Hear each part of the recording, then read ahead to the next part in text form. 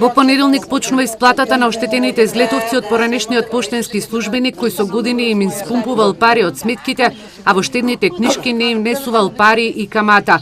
Според проценките на измамените станува збор за штета од 200.000 евра, кој им ја направил службеникот, а по расплитувањето на случајот изврши самоубиство.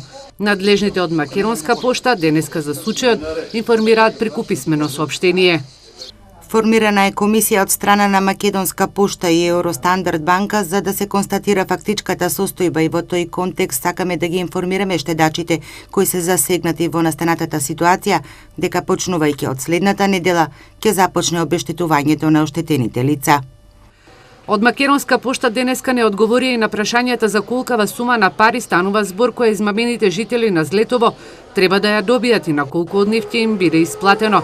Исто така, засега не добивме информација за штетата на оние граѓани на кои починатиот службеник штедните книшки им ги чувал, како што велел во сефот на поштата. Од јавното обвинителство одговорија дека работат на случајот. Се очекува наредната недела институциите да имаат повеќе информации за овој грабеж на стотина жители од Злетовскиот регион, од кои најбројни се пензионерите.